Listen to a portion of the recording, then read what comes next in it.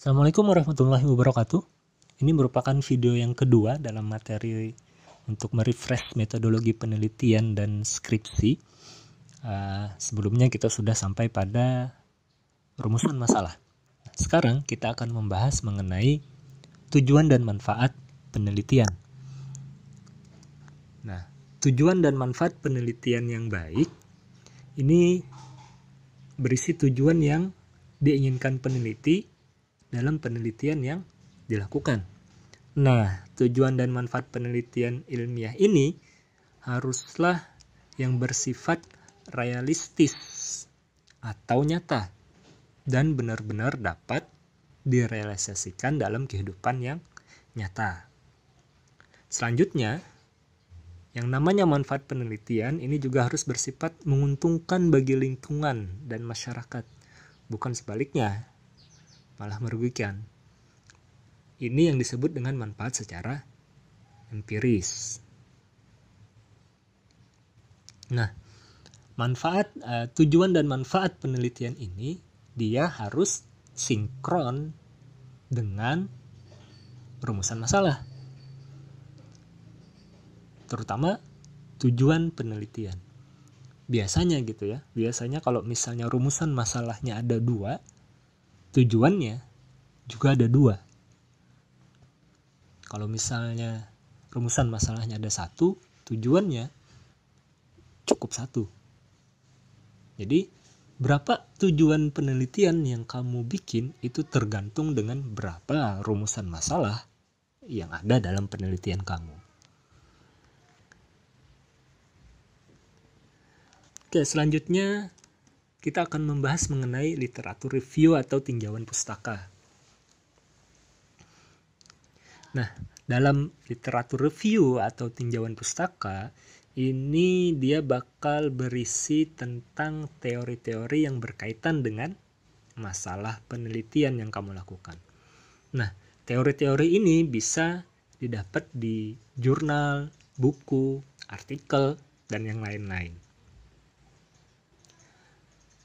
Bagaimana caranya untuk mendapatkan teori-teori yang bermanfaat atau teori-teori yang bagus dan mudah? Caranya kita harus banyak baca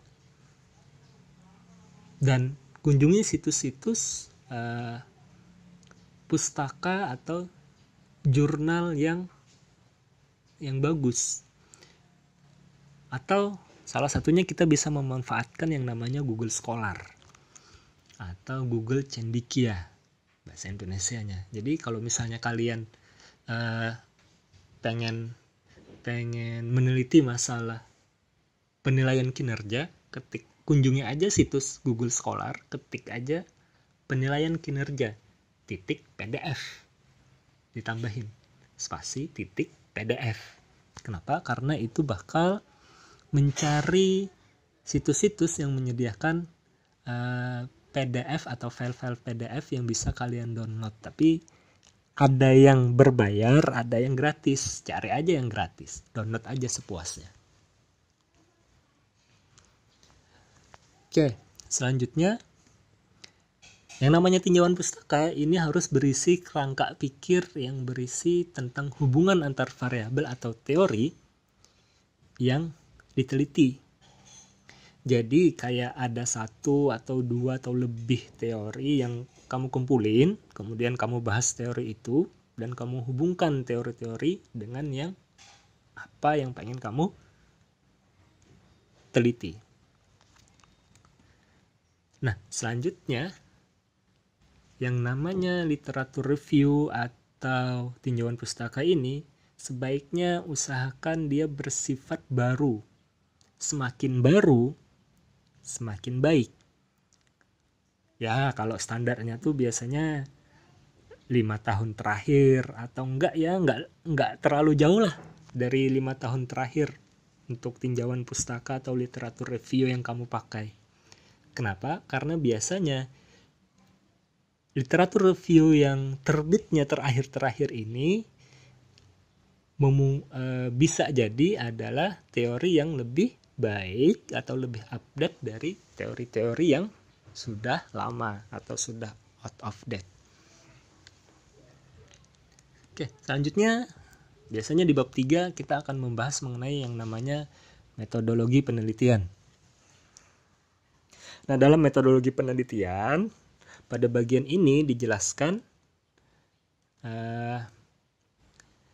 metode penelitian apa yang bakal kita gunakan dalam penelitian. Nah, dalam menentukan dan menjelaskan metode penelitian dilakukan oleh peneliti, maka peneliti ini harus melakukannya atau menjelaskannya secara teliti dan hati-hati supaya tidak terjadi kesalahan dan hasil penelitian ini dapat dipertanggungjawabkan. Nah, secara umum yang namanya metodenya atau pilihannya itu ada dua, kuantitatif atau kualitatif. Metode mana yang dipakai? Maka ini harus diperhatikan masalah dan informasi seperti apa yang bakal didapat dari penelitian. Jadi, jika rumusan masalah penelitian ini lebih condong kepada masalah kuantitatif, dan nanti kita bakal menerima informasi atau data yang sifatnya kuantitatif, angka-angka gitu ya, maka metode yang lebih bagus digunakan adalah metode penelitian kuantitatif. Sedangkan jika rumusan masalah penelitian ini lebih condong kepada masalah yang sifatnya kualitatif dan bakal menghasilkan informasi atau data yang sifatnya juga kualitatif, kata-kata gitu ya, karena dari hasil wawancara, maka atau dari hasil observasi, maka metode yang lebih bagus digunakan adalah metode penelitian kualitatif. Jadi jangan paksakan kalau misalnya rumusan masalah dan informasi yang ada dalam penelitian kamu adalah bersifat kuantitatif, kamu pengennya metodenya kualitatif. Sebaliknya, masalah dan informasinya bersifat kualitatif, kamu pengennya metodenya kuantitatif. Itu yang bikin metodenya kacau balau. Jadi metode mana yang bagus, metode mana yang mudah adalah metode yang sesuai dengan rumusan masalah yang kamu teliti. Oke, selanjutnya dalam metodologi penelitian, ini juga biasanya bakal menetapkan lokasi dan waktu penelitian. Dan dalam lokasi dan di sini juga